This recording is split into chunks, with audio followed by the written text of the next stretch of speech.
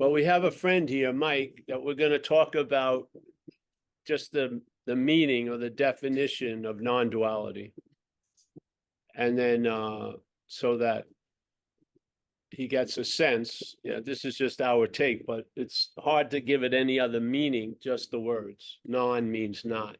Yeah. So when non is presented in front of something, it's not. So it's a negation, not a denial, but it's a negation of what's going to come next. Yeah. So not non-duality. So duality is the interesting thing. So boiled down to it, it's not two. That's basically the direction of the message. The message is never really about the condition that the message represents. It's about other conditions. Yeah. And the other conditions are captured with the statement of duality. So we are a condition, let's call it, let's say, spirit or awareness. And then there are other conditions that seem to be dominating the interest and attention and almost obscure the previous condition. So this message isn't to talk about the previous condition, it's to talk about the obscuring conditions and present them with not two. Yeah, because all of the movement here is, let's say if this is a dreaming, and let's not make it like dreaming at night, but capturing that this is a subjective experience. Everyone can agree with that. Yeah. So everyone's at the same event, but the same event doesn't mean the same thing to everyone there. And the person's meaning that's given to the event will override the event. So everyone isn't affected by the event, they're affected by the event that's been interpreted. You know, I went to this event and that event. You can watch it. You'll hear something and it's super clear, it's insane, and then you'll hear a completely other spin that sees it a completely different way. It gets to be really, really absurd, but that implies that there's an activity of dreaming here, which is whatever's being dreamt doesn't override the dreamer of it, yeah, or the one who's giving the meaning to it. Yeah. All right. And so where that meaning is coming from, non-duality would say would be from a dualistic view. Yeah. So the view that we seemingly are in gets projected, and then we see this world. Yeah. And this world seems to have opposites. There's day, night, yes, no, close, far, good, bad, yeah, black, white. Yet, but there isn't a world of duality, but that world is seen in a dualistic manner. So we're looking from a duality of our own, and therefore we miss most of the duality. But in a lot of venues, the first beginning recognition of what's going on is to see the duality of what's going on. Yeah. With the hopes that when you see the duality out here, it will be applied to the duality where we are. So I'll give you one example. When I was young, I was like 9 years old. This guy who was called an uncle, Uncle Fred, I saw him a lot at my parents' house and at functions and stuff. And I saw him as Uncle Fred. And then he passed away. And my mother brought me to the funeral. And it was an open casket. And my mother goes, let's go up and say goodbye to Uncle Fred. I wasn't that keen on that, but I went with her, obviously. And I looked in, and as soon as I saw the body, I saw that's not Uncle Fred. It wasn't like I thought about it. I just saw it. And then the thoughts about it came later. But I saw that ain't Uncle Fred. Yeah. Now, the body, hey, hon, the body that I had been calling Uncle Fred was there. But there was something lacking in that body, which was the I-amness or the existence. So without the existence, it was super clear that, which wasn't clear at all when I saw Uncle Fred moving and walking around. I immediately thought the body was Uncle Fred. Yeah, but when the body stopped moving around, I realized the body ain't Uncle Fred. Now, in hindsight, down the road, why was I seeing Uncle Fred as the body? Because I was seeing from Paul being the body. Yeah. So I was projecting exactly what was seen here onto others. Yeah. And not seeing my own death yet. By seeing the death of Uncle Fred, it was super clear that ain't Uncle Fred. Yeah. Yeah. So this is the act of non-duality. So the idea that existence is an attribute, and an attribute that Uncle Fred had as a body is completely, has the cart in front of the horse. Yeah. What moves the cart ain't the cart, it's the horse. What moves the cart that we see as the starting point is existence that we don't see as the starting point. So existence is moving the cart, and then we believe the cart is doing all the moving. So the cart takes the role of being the horse, but the cart can't do shit. Yeah. So the I am is the horse. Yeah. And then there's the cart, but the head has the cart in front of the horse. Yeah. So when there's an experience or the everyday sense of conscious contact, the head has the conscious contact as something that I have. Paul is what's in contact, but Paul isn't what's in contact. Yeah. Paul is a vehicle. Paul is sort of like the telescope, but it doesn't see shit. It needs something to look through it to see anything. The telescope has all the lenses, no matter how you polish it and you talk to it as if it can't see. It doesn't have that existence in it. Yeah. But it can facilitate seeing if existence looks through it. So in a weird way, the action figure is our interface with this experience here. And we're taking ourselves to be the interface, not realizing that what's looking through the body is what's experiencing the experience of a body. The body is the sentient conscious contact, but it is not the one that's in contact. Something else is in contact with the stars through looking through the telescope. It's not the telescope, it's that something else. Yeah. So, but the head that we rely on, because we have, it seems like what else has been talking to us? Yeah. The only GPS and news broadcasts and anything else that I had was coming through it, seemingly appearing through the head. And and the head, as there's a great book called The Course in Miracles, which is a whole story of its own. But in one of its greatest statements, it says something very clearly, and it says the brain of this head of the body interprets to the body of which it is a part. Yeah. Just hear that for a second. So the brain, which we're relying on completely, yeah, is interpreting everything it takes in and interprets it to the body of which it is a part.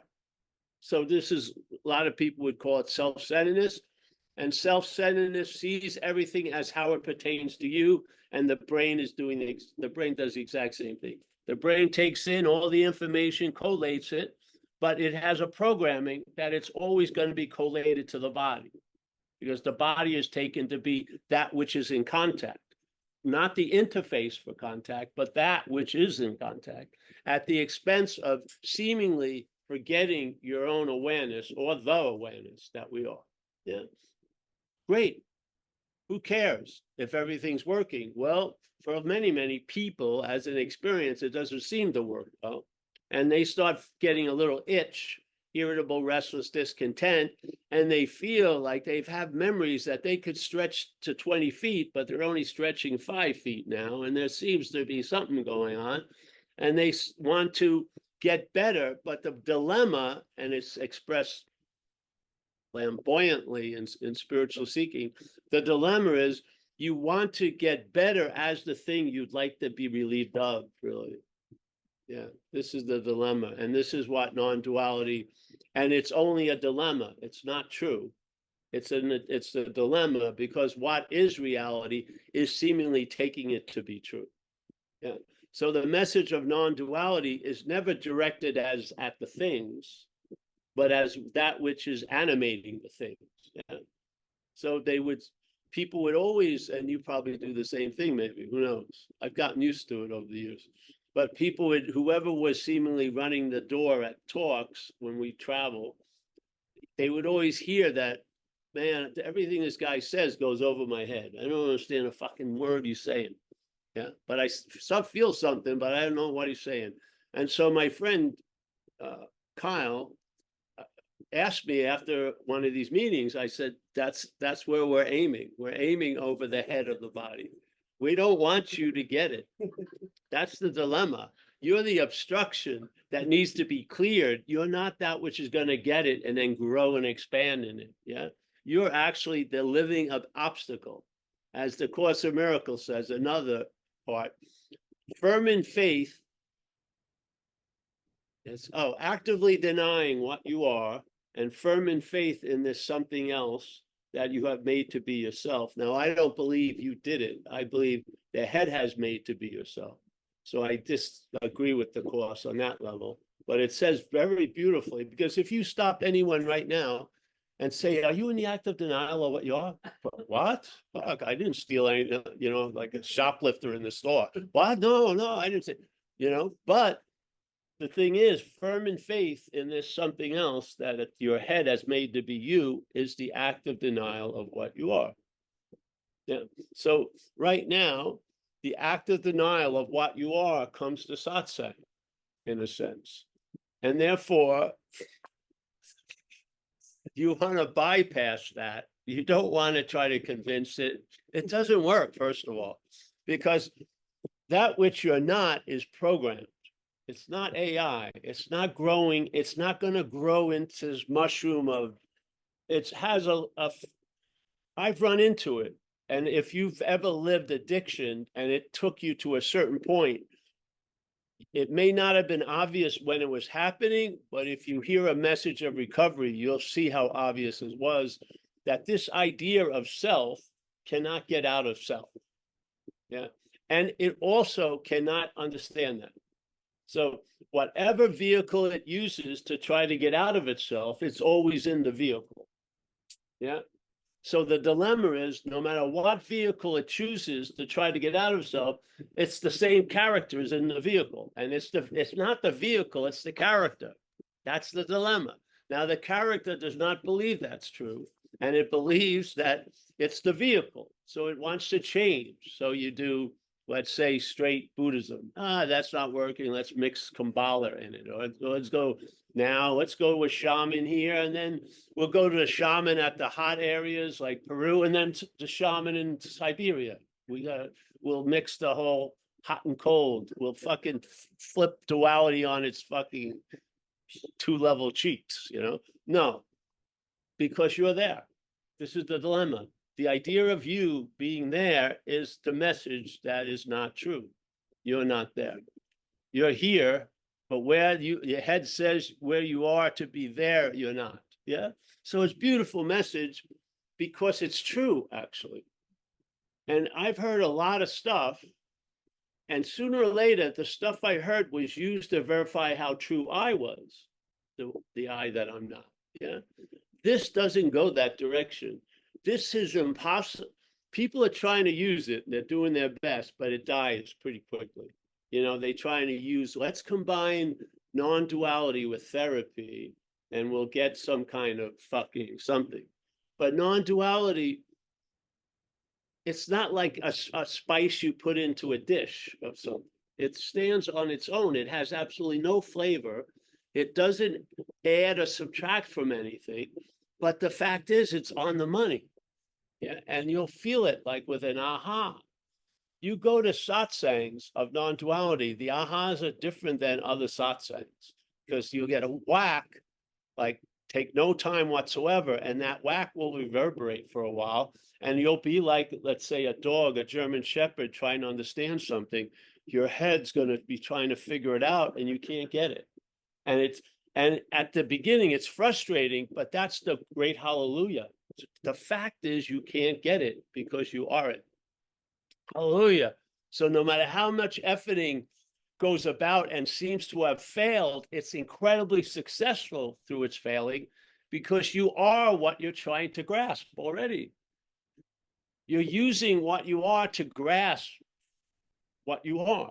Yeah, if you could just see that movement of grasping what you are and lose interest in it, you'd realize you are that which you've been attempting to grasp, and you'll see the absurdity of all the grasping.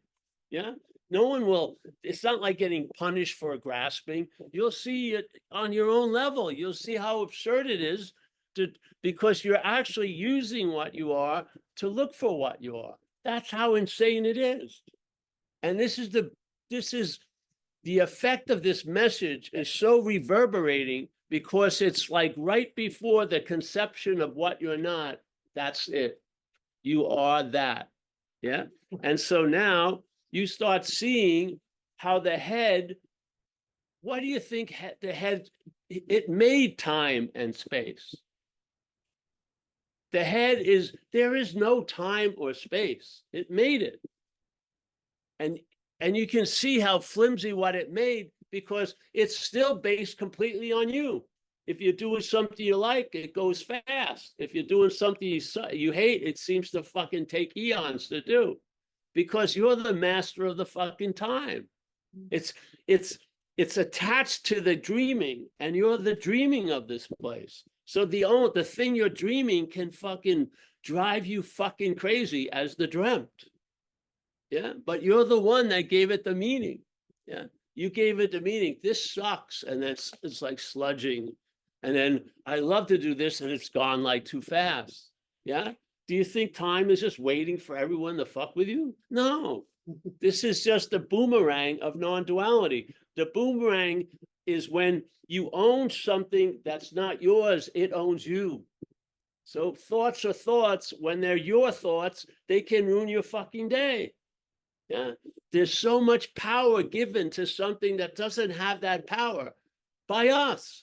So your thought has never ruined my day, ever, ever. Yeah, your thought, I have not talked on the phone about your thought for more than never, really. Yeah, never, no interest. You can be totally decimated. And I'm not even close to the whatever explosion area range. I could be sitting right next to you. You could be totally fucked. It's not affecting me at all. At all. What happens? The same thought held as yours, I have no effect. But that same thought held as mine could ruin my day, probably. You don't see something in that?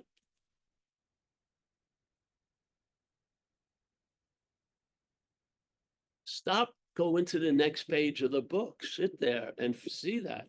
See the difference between thought and my thought, the difference between resentment, my resentment.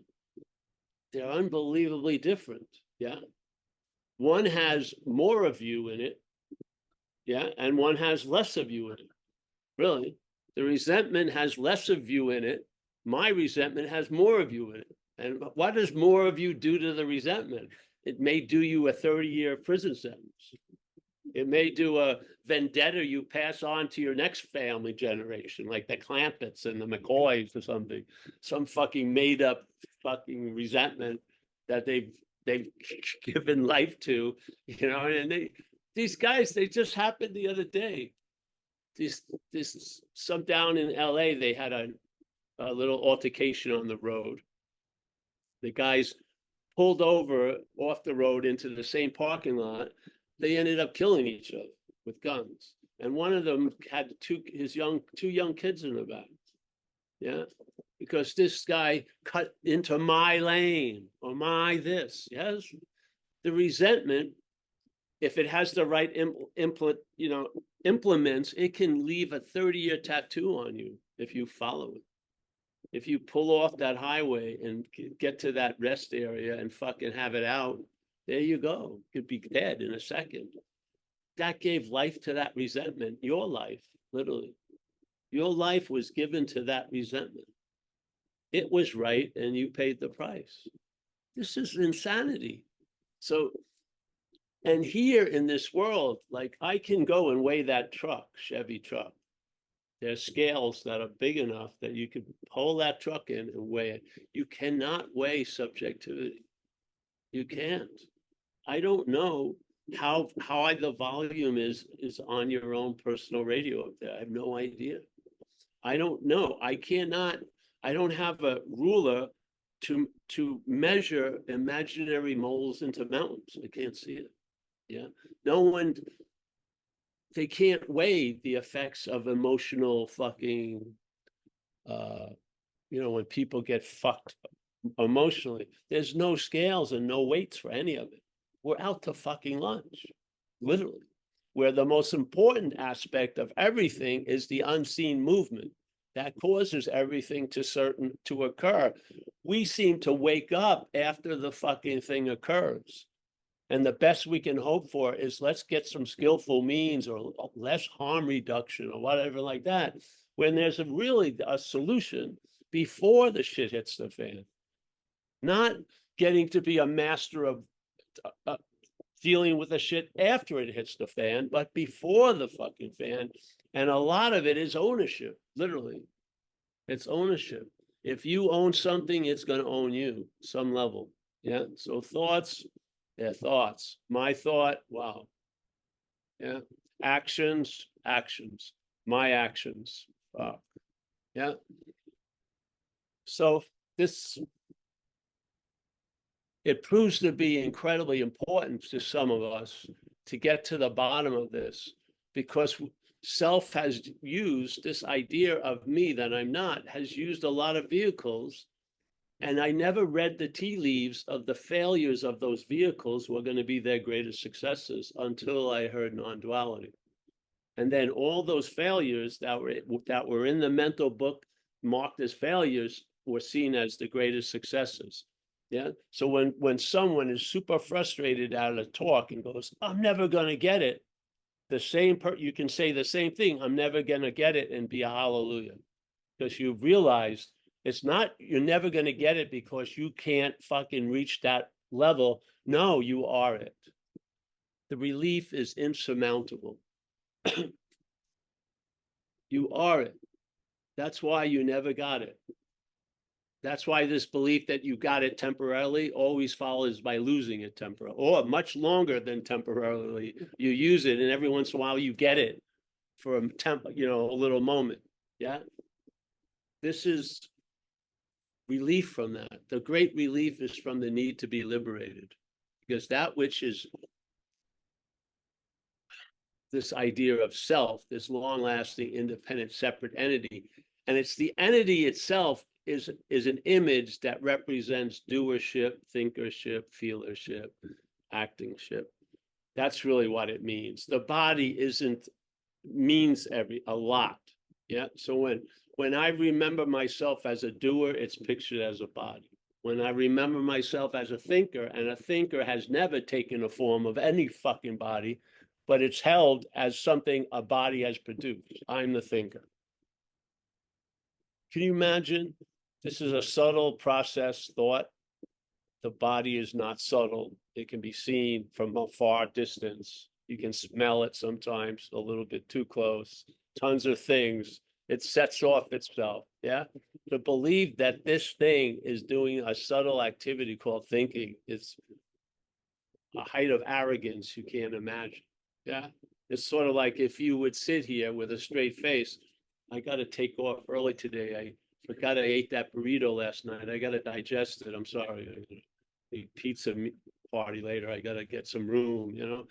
Everyone go exactly, ha ha ha. But when everyone's, oh, I'm thinking, I'm doing it, it's the same fucking thing. Have you ever seen where a thought came from? Did you see it, Idaho, and then it moves over Minnesota, and then you for some reason you don't duck, and it hits you, and then it does whatever, and then it seems to disappear like a bubble on a surface. You never look at the water. All you see is the bubbles. But the bubbles are they're water still. Yeah, boom, boom, boom, boom, boom. But you own them, they own you. You own being the doer is going to own you. The doing is going to own you. Yeah. You're owned on some levels by pride or by shame. Yeah. By pride, having pride about what you did is an adhesive just as much as shame for what you didn't do is an adhesive. Yes. So non-duality is simply not that. So for you to be in the exclamation of not that, you need a description of that, I would imagine, I would say. Because what everyone wants is a description of what they are, but what they really need is a description of what they're not. Yeah. Because you can't describe the indescribable and you're that. Yeah. You can't understand the incomprehensible, you're that. You can't experience the non-experienced, you're that. So why that ability to try to know and understand and comprehend, wouldn't it be nice if it could be applied to something you can know and see? It's constantly playing in your head. And instead of greeting it with, oh, it's just me or blah, blah, blah, you would maybe have some suspense and some pause and go, hey, I'm not that. Yeah. And then see what happens. Because you've really you finally won the lotto. You have. Non-duality is like the lotto of spirituality. You won. You had the right numbers. Bing, all the lights go on, everything's like this. Bing, like that. What? You're still pouring over? No, you can stop. What? No, you don't have to buy any more tickets. You won. It's over. But then you see the addictive nature of what you're not. Yeah. So instead of listening to the orders of the emperor, you see the emperor with no clothes. You see that wanting, grasping, and then it's not matched with you wanting and grasping. You see grasping and wanting, but you don't see the grasping and wanting makes it a you that's grasping or wanting. There's just a grasping and wanting, and what happens is you start losing interest in it all. I have not spent a second looking for what I am in 20-something years. Not a second, not a half a second, not even nothing. Yeah. In non-duality, there are ends and beginnings. Not what non-duality means, but what non-duality does here, it brings a lot of shit to an end. It does. It allows you to see misunderstandings, and you've been moved by these misunderstandings for many, many years. So the experience of them you just don't have an understanding of them. You kept thinking they were yours, and maybe I should change my understanding. But non-duality gives you the message they're not your understandings. And I'll tell you, if it lands, it's going to really land. I feel non-duality is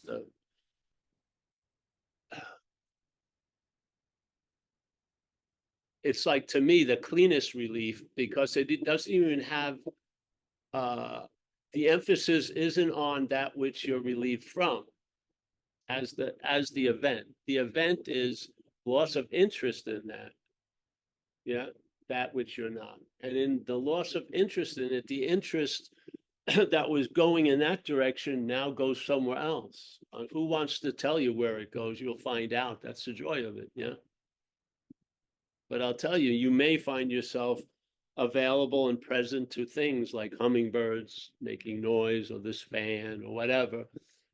And you'll realize, sometimes quickly, sometimes slowly, how out to lunch you've been, truly. Yeah. To the point that you believed you'd have to do a seminar and go to Bali to learn how to get into the moment, when you can never be out of the moment, literally. I mean, it's a nice excuse. I like to go to Bali. I'd rather save the 2,000 I was going to give them to teach me how to get into the moment. I'd rather use that for my moments I'm never out of. But if that's what it costs for me to get it, that's fucking valuable. Yeah. Like a lot of people we know, they realize they don't need to go to another retreat at the retreat. And they say, I'm never going to go to another retreat. Hey, the retreat served them. Yeah. Yeah, it's so cool. So yeah, this is the point, how we see it. There was a very famous parable we did the first video we ever did on, which is the sheep and the lion. I won't do it again because everyone here has heard it tons of times. Excuse me. Spit out some, that was like remnants of self there. My lungs are still cleaning it out all these years. Wow, it's amazing. So this lion, young lion, mother, yeah, young lion, obviously depending on the mother lion gets killed. Young lion's orphaned. Young lion's roaming around, doesn't know what's going on really. He sees a herd of sheep. He starts moving towards the sheep. The sheep recognize it as a lion and they get a little worried, but they realize the lion doesn't seem to know it's a lion. So he gets brought into the herd and actually he's pretty good for the herd. He's a big motherfucker and everything else like that. And now it's doing as best as can to live like a sheep. Yeah. Not knowing any better. And no one else is sending him a message. So he's just living like a sheep, feeling a lot of discomfort, people complaining about who's going to be the next sweater and shit like that. And they want to keep curling his hair and wondering why, but he just goes along with, doesn't know anything else. So one day a big lion shows up, old lion. The whole herd with the young lion go take off, and the old lion thinks he sees this young lion joining the hunt, but it realizes it's running with the sheep. So it veers off, tackles the young lion. The young lion knows what a lion is, because he looks at the old lion, goes, "Oh, Mr. Lion, please don't eat me. I'm just a humble sheep." So the old lion's a little perplexed that this young lion is fucking, is this a new trick or something? Playing possum, playing sheep or something? So he drags it to the water hole, puts both of their heads over, and the young lion sees the reflection, and he sees that its reflection more than the old lion's. The old lion's reflection just triggers its reflection is the same. So it's a lion. It's not like it was a sheep and that moment it suddenly became a lion. It has always been a lion. It was never not going to be a lion. It will never not be a lion. Okay? Whack. I mean, how much more convincing can it get? Recognizing what you already are. You would think that would work, and that's the end of the parable in the Indian version. But here, something else I felt was needed, which is what happens when that young lion leaves the old lion and leaves the watering hole, can't see its image every fucking day. What happens is the sheep programming kicks in and now claims the event of the recognition of being a lion as an experience the sheep had. Not knowing any better, the young lion seems to forget it. Now it's trying to remember itself as a lion from a sheep. Yeah. And the best thing it can do is try to become a lion. The event moved him, but now that movement has been mutated, and now it's going to fuel his spiritual seeking to become more like a lion as a sheep. The sheep is never going to be questioned, but I'm going to become like a lion. And he meets other sheep that are in the same situation. They rent a little garage like this. They get some lion pictures and they start practicing roaring. So it sounds like a ba, but still, you're doing good, Arnold. Just try it. And they're like this, and they have candles in front of the old lion pictures, and they're very serious about becoming a lion. All the while knowing never, never, never are they going to not be a sheep. Yeah. So this to me is the more important aspect of the parable, is what's going to neuter the parable very, very fucking quickly. And before you know it, you're going to be looking from the sheep, not at the lion, but from a sheep. Yeah. And when I started hearing this, in me, something told me don't move from there. Because if you don't see this mental activity, which is mechanical, you have no volition or choice in it. But this mechanicalness of no matter what happens, going back to the default programming, which is your sheep. And the speed of that computerized thing is quicker than our little, like we supposedly have now, Americans have the attention span of a rabbit or something. Our attention span just shows up way too late. And now you're even questioning that you were a lion as a sheep before you know it, all the while never not being a lion. Yes. So I ran into this in my own little event. I started seeing it in a lot of people's events, and something just told me if you don't see this activity as mechanical, first of all, because when people see this activity and it's still volitional, it's still a part of them, that activity, when it's always going to demonstrate itself, is used as a denial of an awakeness that person experienced or had. They had a free sample, but what they thought a lot of what they're not was them. And when that didn't change, they believed they didn't get it. Yeah.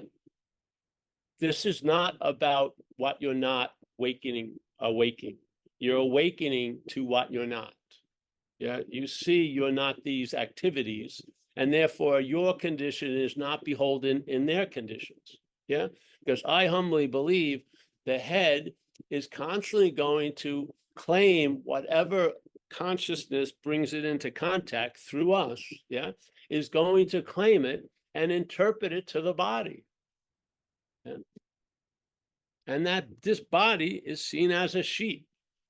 Yeah. So now you try to have tons of lion peak experiences, but it doesn't change anything. Yeah. Because that which is having the peak experiences is still centered in as a sheep. Yeah. And no matter how many experiences you have, you're going to still be seen as having the experience as a sheep. Yeah. And I believe it's programming, and it's not going to change. And it's faster than anything else. If someone practices mindfulness for 3 weeks straight, and then they had a beat up truck, and they look at where they thought they parked it, and it's not there, they immediately think someone stole it. Yeah, all the mindfulness is out the fucking window, because there's something before all this. There's a plastic lens before you put the Nikon lenses on. And no matter how fucking great the Nikon lenses are, they're going to be inhibited by what's before them, which is the plastic lens. And so this idea of being the sheep is you can become a super, as close as any sheep has ever become to being close as near as a lion. It doesn't fucking matter, because it's going to be held as a sheep. Now, for me, that became clear 20-something years ago, and I have not been moved to speak about anything else, literally. Because if you don't see this, you're looking from it.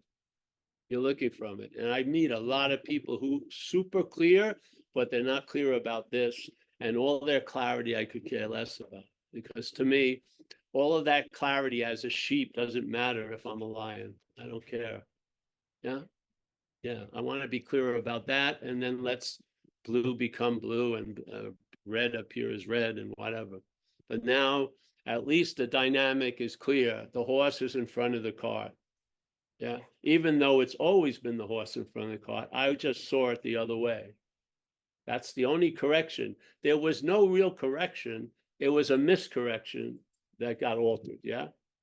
In other words, like when people hear that there may not be the doer, they think that happened just now. No.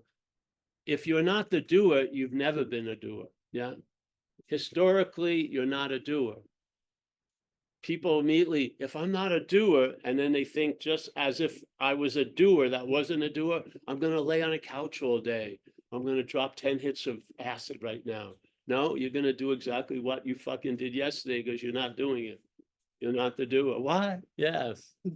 It's not like you're not the doer. Oh, it just happened at 1:30 Saturday. I've entered a stage of not being, no, you've never been the doer.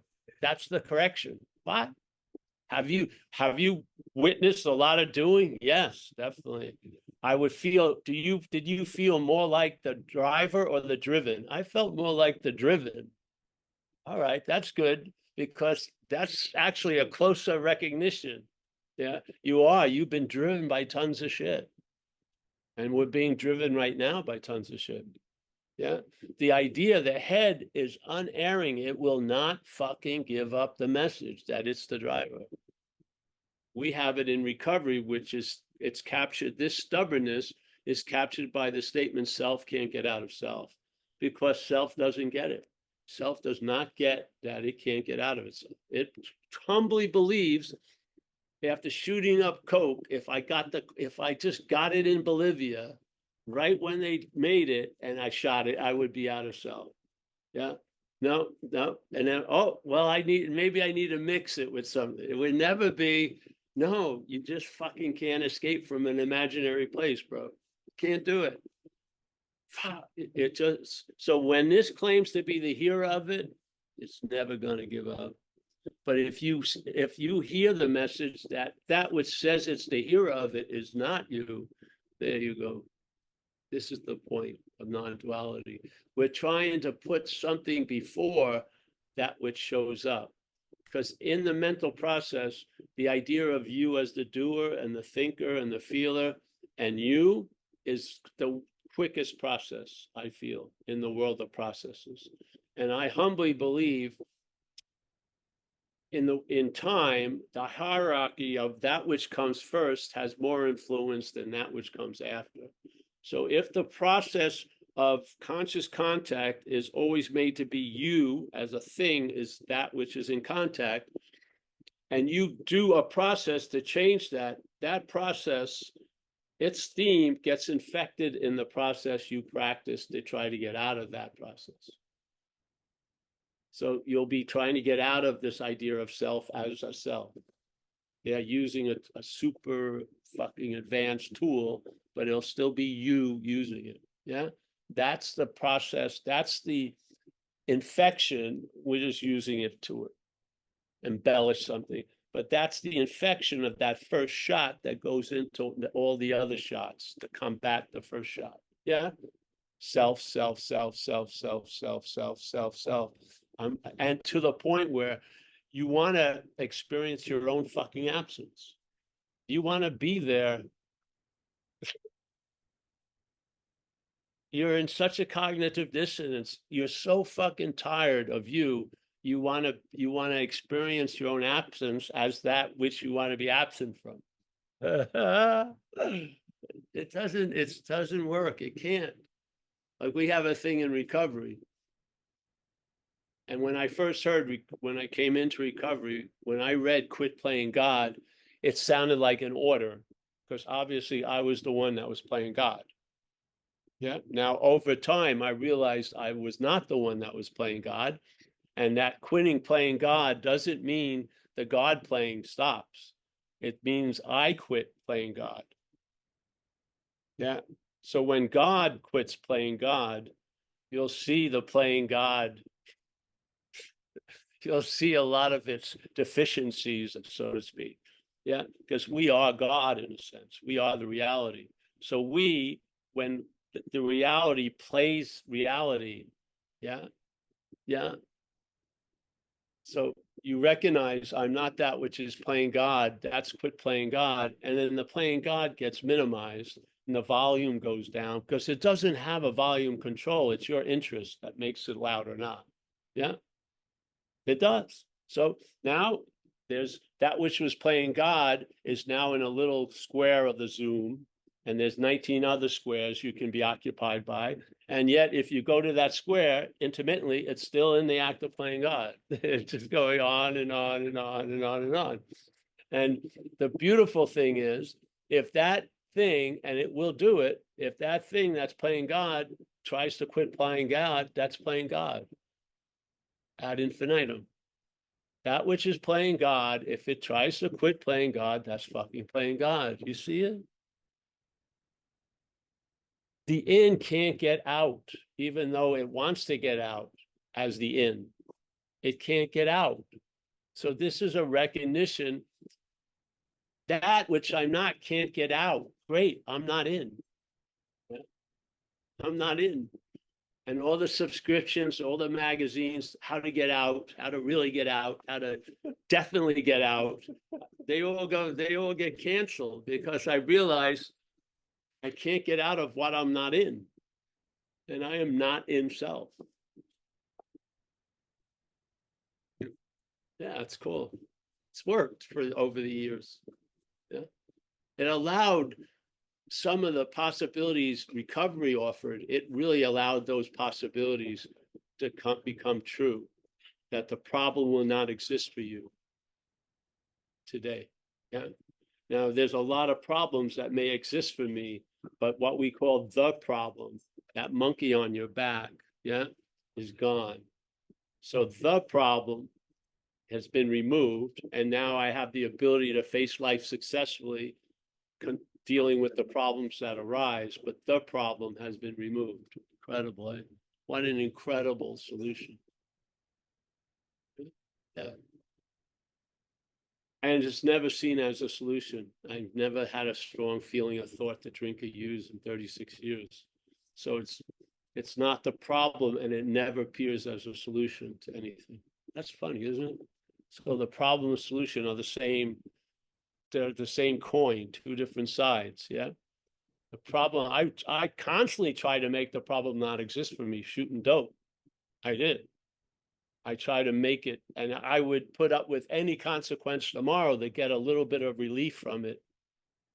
And you say, well, is that true? Yeah. Look at my rap record. Look at how many jails and hospitals I've been in. Yes, that was true. Yeah. So it was a solution, I thought, to the problem, but it was just paired with the problem and solution. So I never see alcohol or drugs as any kind of a solution, and I'm free from the problem. Pretty good, eh? What more do you want as an action figure? You're not going to live infinitely. Heaven's not a golf course. They're not going to have your favorite ice cream 24/7. Every shoe that you love, they all are going to fit. You're going to find great hats all the time. Your skin will always look plumpy and rosy. Never a mark on it. No adult acne. Never easy. No constipation, nothing. Everyone would love to be just like you are. No. Heaven is not of a thing. So, isn't that what it's like when they say we are made in God's image? Isn't really God made in our image? I mean, God hasn't done fucking anything. We say this thing, but truly, we've made a God in our image. And this is what's happening. The head is playing God. Thank God you're not. Yeah. And what would happen if that head wasn't getting all the interest and attention? Maybe you'd find other things that are playing something in your life. Yeah. Maybe peace will be playing quite a lot. Contentment and satisfaction. The sense of being available and present won't even lead you to doing service, but you'll be of service because you're obviously available and present to be of service. You know, all these things will come. No squeezing, no grasping, no pulling in the line, catching the big fish.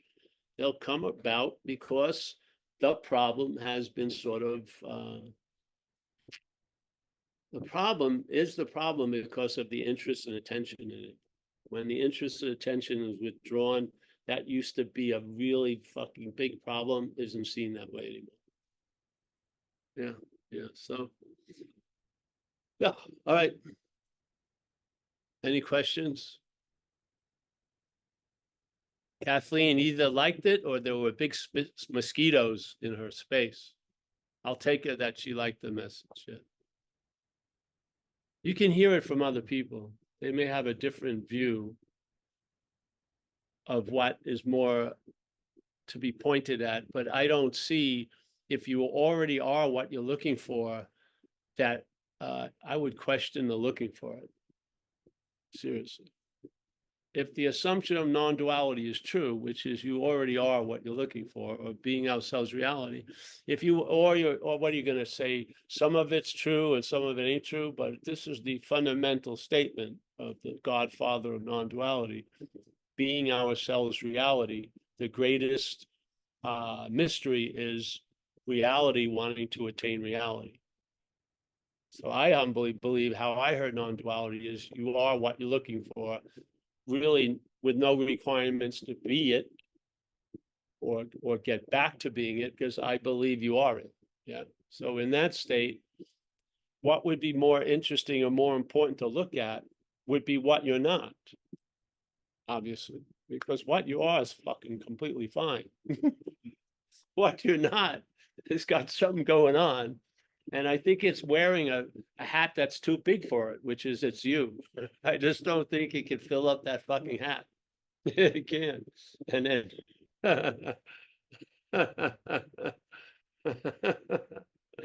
yeah, I haven't come up with anything else. I've been open. I mean, this wasn't a good career choice. I would be doing better if I was teaching Qigong with fucking some shamanism and laying down yoga. Yeah, fucking yeah. I could have had an incense line selling shit. Shri Shri Shri he or something. No, this is a terrible thing because most of the success is when people don't come back. Really. I mean, my success level is people are traveling lighter. I may never even hear from them again. Doesn't matter. I have great faith in the message. Yeah, just rub your shoulders on it. It's invariably going to go where it's going to go if that's what it's going to do. Yeah, if you hear it, yeah. So I feel the importance of the message is to point out the warnings and stuff more than you are the absolute, because you don't feel like that on Tuesday, do you? No. Or you just yelled at somebody. You feel like lesser than the absolute most of the time. I'd rather just look at what you can see, and then in that seeing it, greet it with I'm not that. Yeah. Instead of that unsaid greeting of it's me or it's about me. I wish it wasn't about me, but it's always tagged as you. To have it, just to have a view of it. I don't say I'm not that. I did it. I did it occasionally to the point, but you don't have to do something that long if it's true, and it's true. Recognizing something that's not you as not you when it is not you it doesn't become a chant. It's because, let's say when I was chanting I'm not a body, I realized I was chanting I'm not a body as a body. That which I am knows it's not a body. I didn't need the chant. To my spirit didn't need to chant I'm not a body. It was very clear. The confusion was the body identification, and then I was using the body to really reinforce the body identification by saying I'm not a body as a body. It was insane, but it was a very good lesson, very good, because it was a principle in there, and I saw it in that one example in my life, but my head would expand on it and see it as a principle. Mostly that which wants to get out is that which you're not even in. Yeah. So there you go. Hey, anyone in here have any message? Shane S has his hand up. Paul. Shane. Yes. You just need to unmute Shane.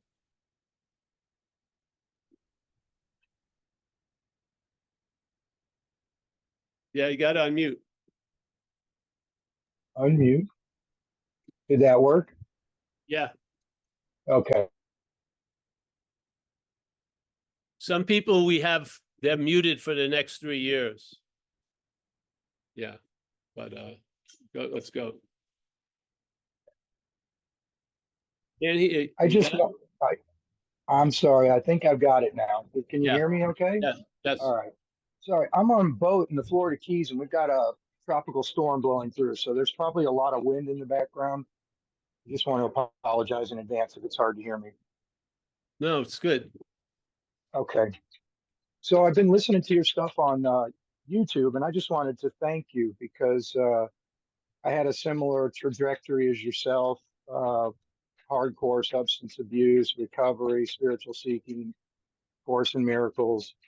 And it was maybe about 6 months ago, I was just randomly listening to YouTube, and you came up and mentioned this idea of the policeman identity. And it opened up the possibility for me that I could never become me, let's say. And for a long time, I had been laboring under a massive amount of tyranny, always with this idea that, I'm unworthy of becoming me. I haven't done it right yet, this kind of thing. It was all used to that same end. And for 10 years, I mean, there was a lot of progress, let's say, through recovery, spiritual seeking, Course in Miracles, but it always came to that same brick wall of living under that same tyranny, let's say. So when I heard you mention that, a little space opened up, and I kind of saw that, oh my God, maybe I'm not that, maybe that there was a lot of resistance to letting that in because I'd invested so much time and effort in being that. But that was about 6 months ago, and the progress has been very quick since then, as far as seeing the two faces of the self and recognizing that call to arms that it always has. Whenever it sees itself the first time, it always has an action plan. Oh my God, you better do something about that. You should, oh, look at this. You better change this, or something to that effect. And just losing interest in the call to arms has been monumental, because it's really starting to stabilize the, how do you say it, traveling lighter.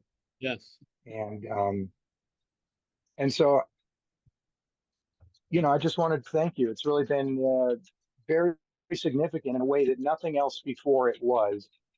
And the relief that it's brought and the stability of that relief is what I was looking for all along.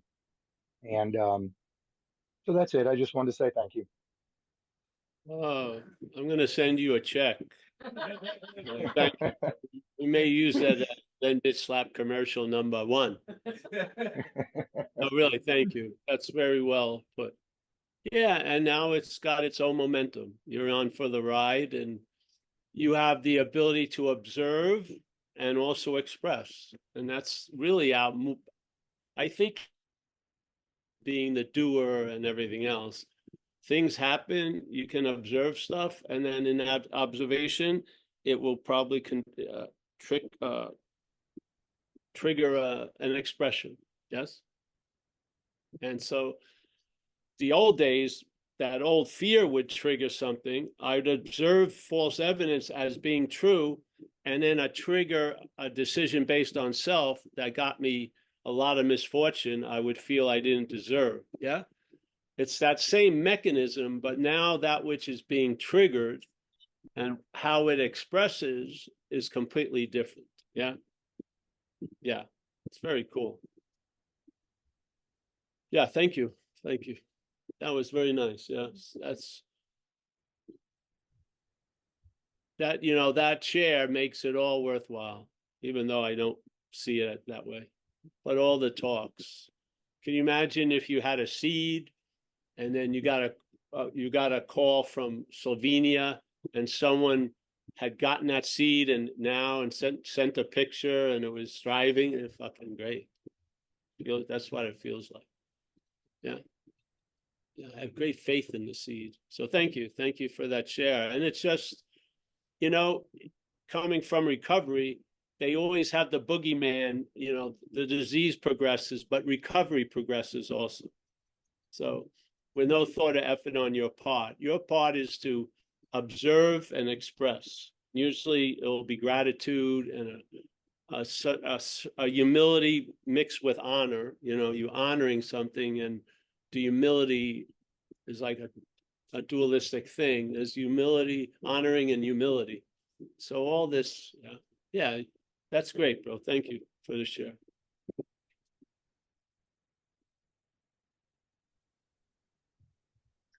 See, when you move something at the beginning, it's the least amount of weight and effort. When that which is obstructing it gets more speed, you may need to think you need some heavy industrial fucking thing, but you always bring it to the point of conception. And the conception, like there was a great Zen master in old Zen in China, Chan, which he would emphasize we're all the unborn. Yeah. So we are the unborn. And Nisargadatta would say, what were you 10 minutes before your birth? Yeah. So you don't understand, you do on some level or another. The sense of this is all there is, things and shit like that, is a strong smell here. Yeah. And most people, the real suffering is of the body, just being in a body experience. And sometimes when they had that out of body experience, they're relieved of everything that seems to be at their ankles when they're in the body. Yeah. So this is the best way to see this, is to see it as not you. If you see everything else from that as you, that it's a blindness. Yeah. So all your clear seeing about every other topic is being used to blind you to the unclarity of what you are. Yeah. This is a simple thing that recognizes the what you're not, and in that recognition, it emphasizes what you are. You have a sense of presence. Yeah. Not an experience Paul's having, but a sense of presence. Yeah. And it gets more obvious, even though it's always been here, it's more obvious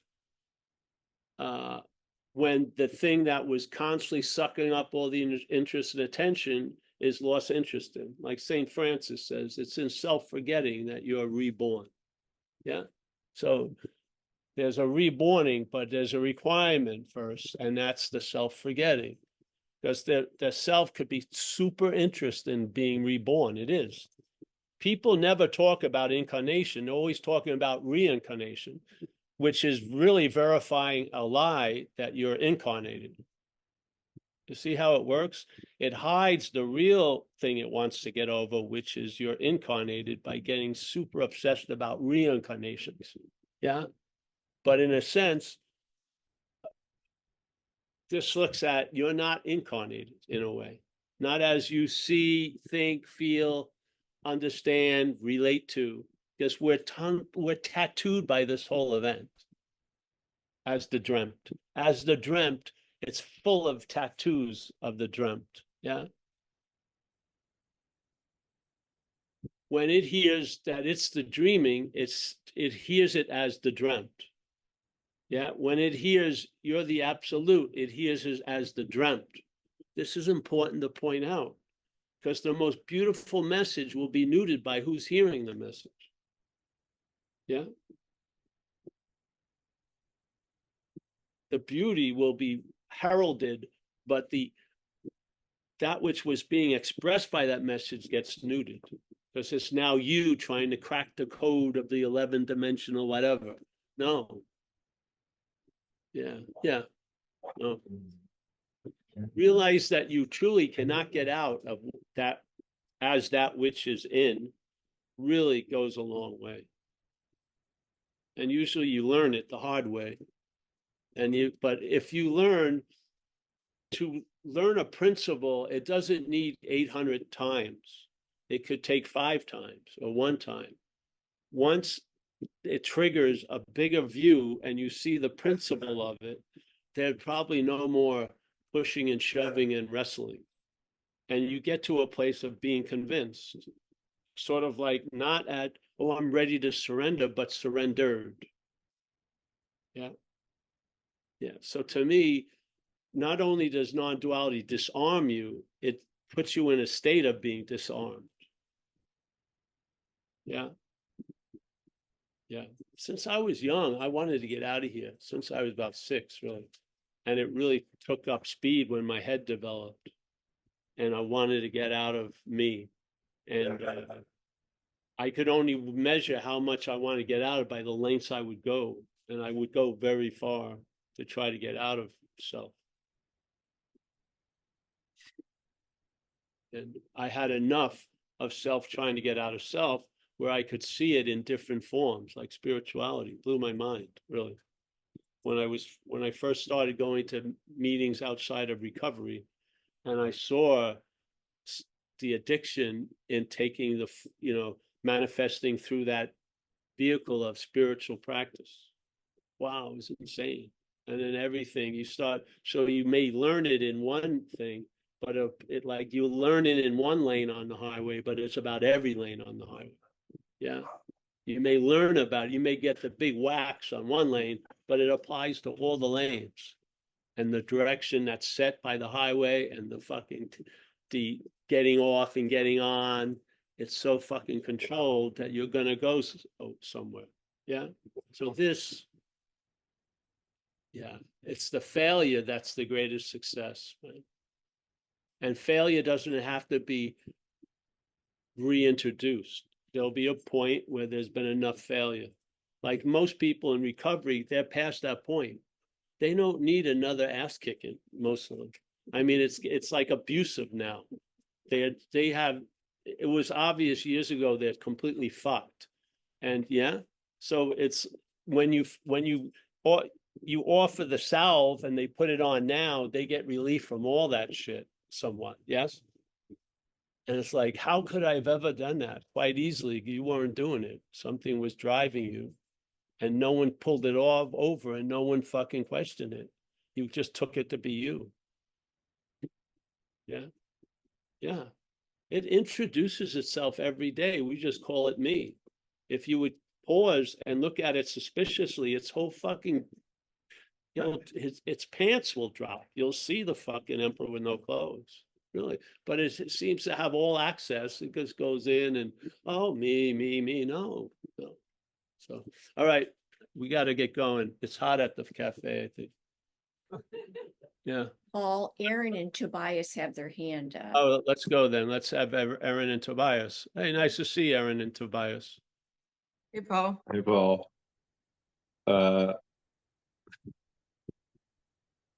So much has happened in the last 6 months regarding just being excited about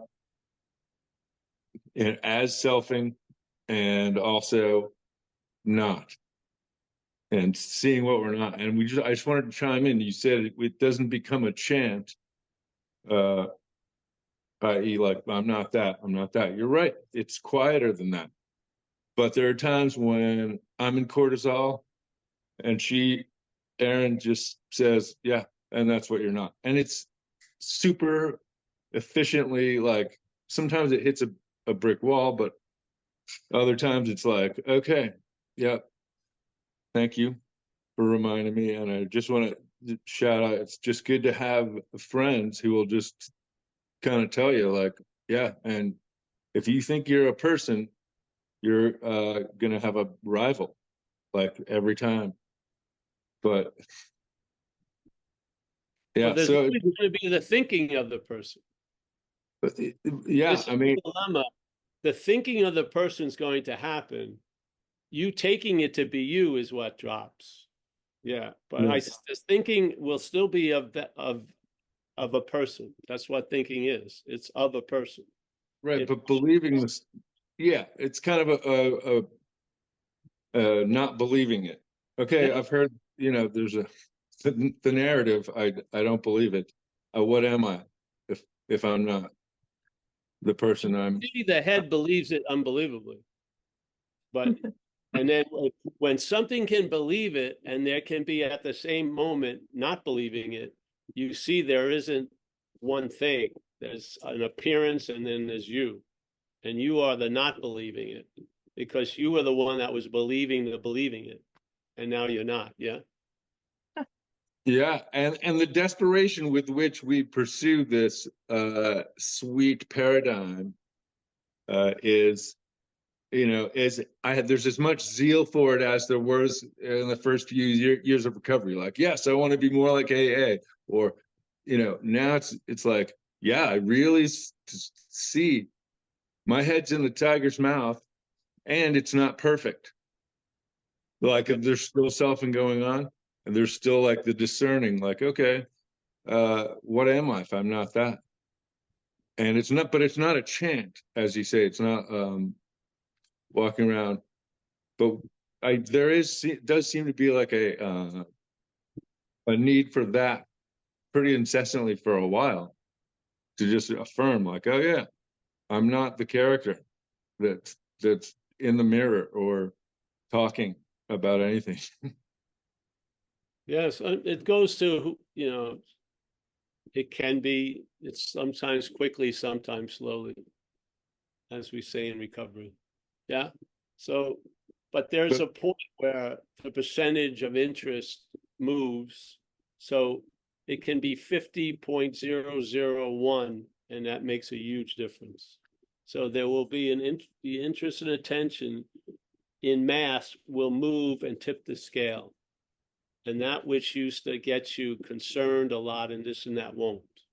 Yeah. And it will be happening with no thought or effort on your part. Yeah. And I feel satsang is quite helpful, to tell you the truth.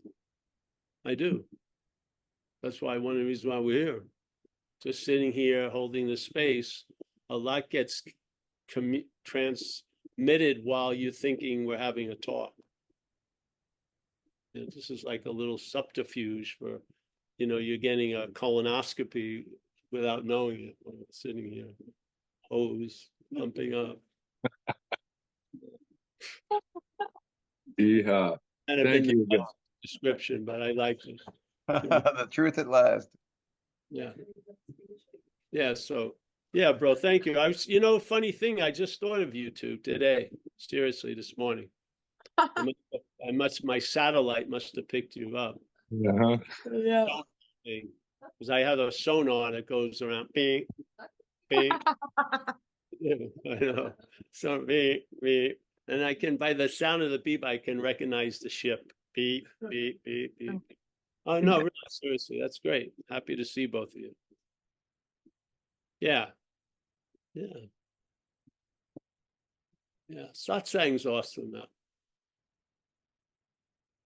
This is truly the easiest off the way. Who wants to hear another call to arms, really? Yeah. Arms don't work on this case. So this is very disarming. You get left with your own devices, and then you come to a recognition and not your devices. Yeah. So your past that was given so much weight because you did it or you should have done it that you didn't do gets relieved. Because, I had it was a gradual thing for me. When I came into recovery and they expressed the problem as a disease, I sort of got that. It was like wasn't like the whole fish, but I got a segment of it. And it brought some relief in my day-to-day weight, having all this weight on me from all the shit I was trying to avoid and shit. And then I was in this, like, I was stoked, sobriety. And then I was out riding a motorcycle with my friend, and he had a girlfriend. And I had a girl that I wanted to be a girlfriend. And so I was trying to impress her, obviously, and impress him. And we drive our bikes back to San Fran, and we're going up the stairs to his apartment, and a lady walks by us going the other way, and she had paint on her pants. And I just noticed her. She was Asian. Go into the room, and we're talking, and then he forgot something at the bike. He went down, came back in. He says, "Oh, my neighbor wants to ask you a question." And I was house painting. I thought she was maybe painting a kitchen. She wanted me to ask, about painting. I said, "Sure." And then so she comes in and she says, "Hello, Paul. Don't you remember me?" And I go, "No." And she says, "You owe me $500.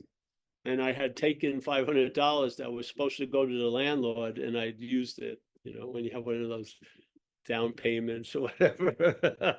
So here I was in a social situation where you would think I'd feel a lot of guilt and shame, but I didn't feel any guilt and shame. And I said what I felt, which was, what I did to you, I would have done to anyone unless you could physically stop me. And that sense of disease gave me relief. Not an excuse to avoid. I made the amends. I sent her checks for $500, but it gave me relief from being the doer of shit that I was driven to do while under the influence. And that little inkling didn't stay that way. It expanded. And a lot of its expansion coincided when I heard non-duality. When I was sober at that point for a while, and I heard non-duality, it expanded on that little idea and gave me a huge relief that when I read in the big book that we are driven by 100 forms of something, that excludes us as being the driver. And I would think the driver would be the doer. Yeah. And maybe that which is being used for something to be done would be the driven. Yeah. Now let's get our roles clear. My role in the head was I was the driver, but in actual fact, I was the driven. And what needed to be cleared up was this driver mentality when I was powerless over what I was going to do while under the influence. Yeah. And I had ample evidence. There's no way in hell I would have ever thought of doing certain shit that I did quite a lot. So these things were like cracks in a dam. And then there's a point where there's no dam, there's less dam and more water. You may still call there's still a dam, but it's not doing what it used to do, like blocking the water. So you get a little bit and it expands, like chia seeds, when you put them in, they expand. You put this idea of relief and it expands. Your own spirit will expand it. Like the spirit will breathe and blow it up. And so it wasn't that long after that I started seeing, well, there is no doer in a sense, as a sense like Buddha puts it, which is their events are happening, deeds are being done, tons of deeds are being done, but there is no individual doer thereof. So he does not say there is no individual doer thereof.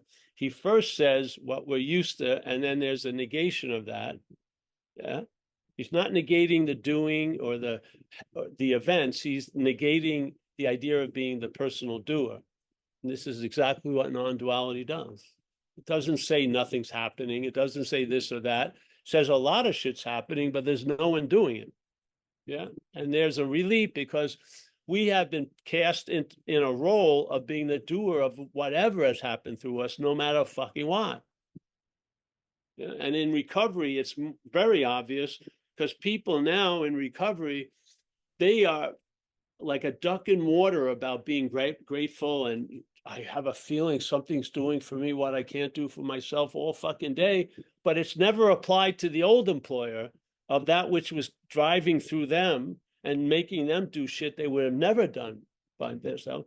We're holding the bag for all that, and we're giving all credit and gratitude, which is cool, to a higher power, but we should fucking give some credit to the lower power. Yeah. Let it fucking be accountable for what happened through us, that it directed. And this is not being it's not, if you explain it, it seems so nonsensical. How can you immediately recognize something that's not you doing for you when you're not recognizing before something that was not you was doing through you? I believe it's like a fucking octopus that puts out the purple ink. Yeah, it's the parasitical movement camouflages it's doing and has you stuck as the doer of it all. And therefore you got an umbilical cord, 36 years of sobriety, still held being the father or the mother of an action that you didn't fucking do. You were the vehicle that it was expressed. You didn't choose to do it. You were driven to do it. Where's the relief from that?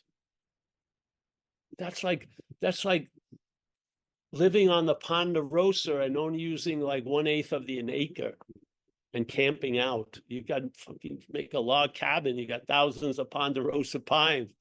You know what I mean? Oh, look at my Ponderosa. No, you look at your fucking Ponderosa. It doesn't look like a Ponderosa to me. It looks like a little fucking bit of space. Yeah.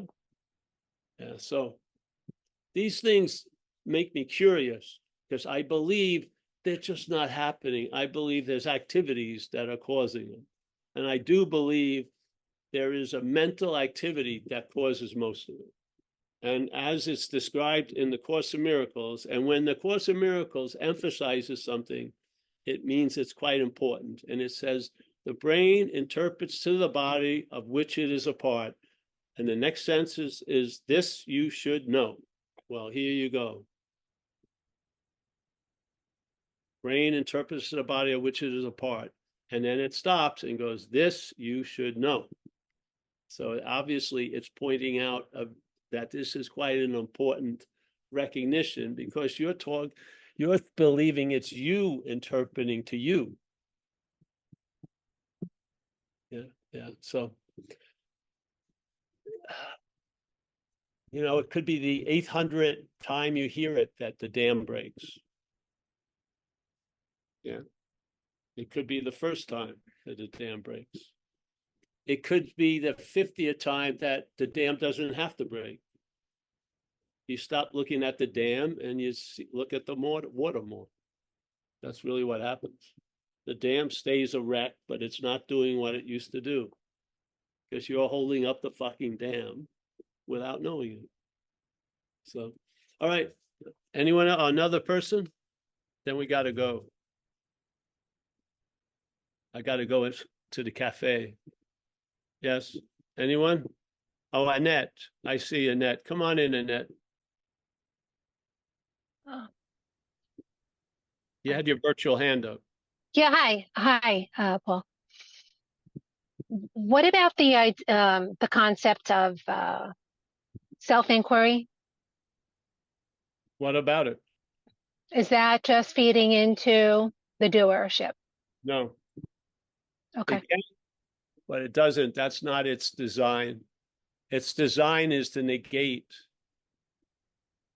both. So, Like what I'm not, like that's the Oh, inquiry, like what it does. but self-inquiry, if you read something about Ramana, self-inquiry me is you're not that which asks and you're not that which is asked.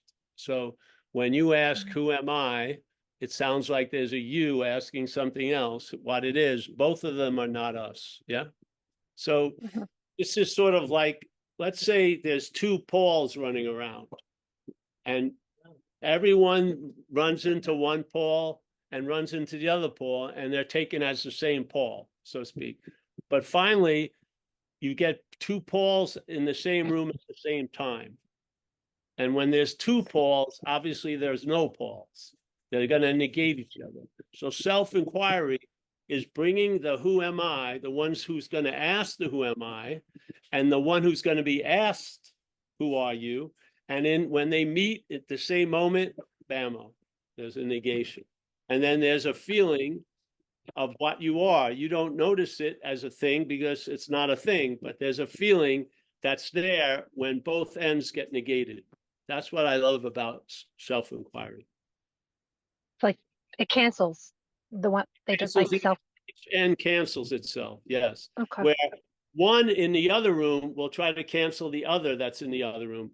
When you get them in the same room at the same time, they both get canceled. Yeah. That's the beauty of self-inquiry. Okay.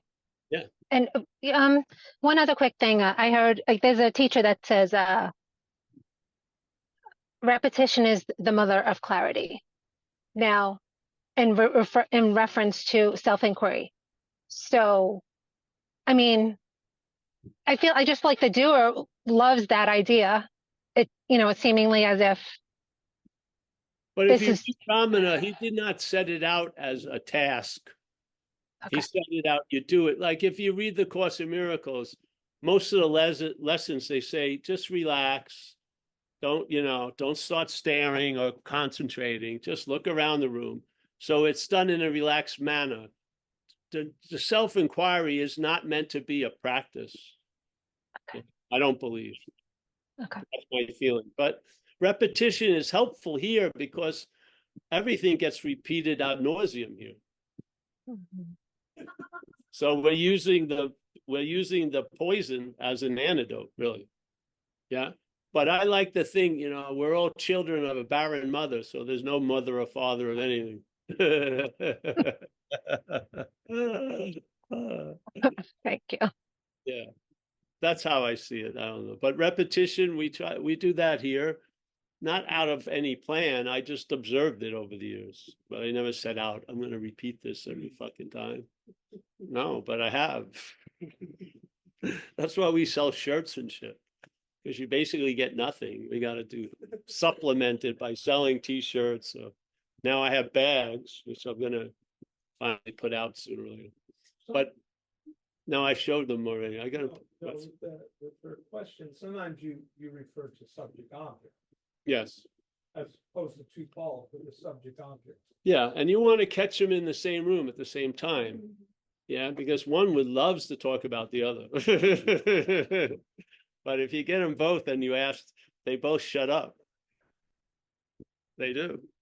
Usually it'll go me. So if you go, who are you? It'll go me. And then if you just sit there and it breaks, it's like the easiest interrogation. They give up.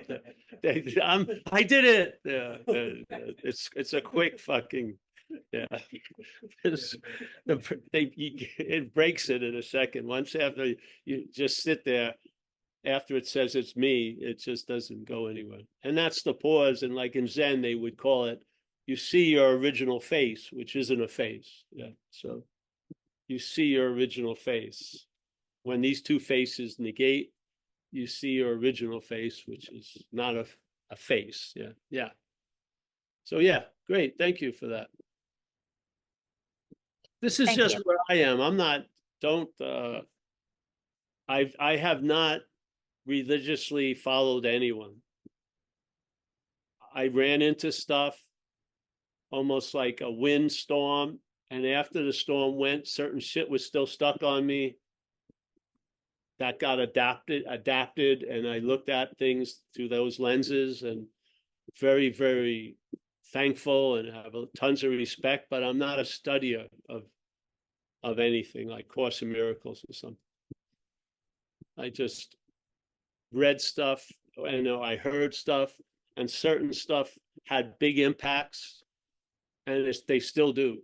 Like I can actually, in a weird way, this is why I use it a lot. It sets off an avalanche inside, and I love setting off those avalanches, so to speak. So, you can't use the Buddha to seek the Buddha. It just blows my mind. I think it's one of the greatest directions ever put out there by Huang Po. Can't use the Buddha to seek the Buddha. Can't use mind to seek mind. Can't use light to seek light. I mean, how much more efficient could you be? Seriously, you can't be more efficient than that. Or yeah, so yeah, we're just stumbling and bumbling the Zen bitch slap way. Yeah, yeah. All right, I think that's it. We'll say goodbye to everyone. Kathleen, as always, I bow down to your unconfused yet happy state. Eric Platt, or confused and happy. Eric Platt, thank you, bro. Good to see you. Laurie, as always. Rico Cruz, Judy Lovins did a damn good job, honey. Yeah. Miss Amelia. There she is. Chris H, Marl, David High, David Lowe, and then David High. Changing your name, all right. I like that. Kerry, thank you for giving us that visitation to your up and coming house. Hey, I want to say thank you to Kathleen and Judy, and let Kathleen, I love your haircut. Yes, yes. I Both of them. agree on the haircut. I like both of those. Yes, they're yeah. All right, Kerry. Yes, thank you so much. Roman Mueller. Yes, we'll be seeing you shortly. We got Shane. Nice to see Shane, Chris H, Aaron, and Tobias. Thanks for dropping in. I'm serious. You came to mind this morning. Your words, Eben and Tobias, they were preceded by where is fucking Aaron and Tobias? But no, it was Aaron and Tobias. Rick Rowe, Toronto. Susan Harris, Cape Cod. I love Cape Cod. Leon, nice to see you, my friend there. We got Lisa from Alabama. Wow, nice to see you, honey. Jay, A, Christy. Nice to see you, Chris. There you are. Mucci Facet. Thank you, Paul. Good to see you. Oh, yep. Andre, Floyd. Oh, Floyd. I haven't seen Floyd in a while. Nice to see you again. Michael Dixon, Jules on vocals. I like that one. Jules on vocals. Ooh, sorry. Kuan Yin on cymbals. Yeah. Let's see, Jules on Michael Dixon, Floyd, Ben, Lynn D. All the clouds have disappeared. Jay, all right. Hey, listen, thank you, everyone. Wait a minute, I gotta go to the other page. Annette, Gil. Gil, nice to see you, Gil. Mike M, as always. Nice to see you, Paul. Esther. I hope you're doing well, Esther. I think that's it. I think I got everyone. Hey, thanks. We'll see you soon. We're here on Tuesday, Wednesday, Thursday, Saturday. Yep. All on the website, on events, on the event page. Same, no password, same room number. Anytime.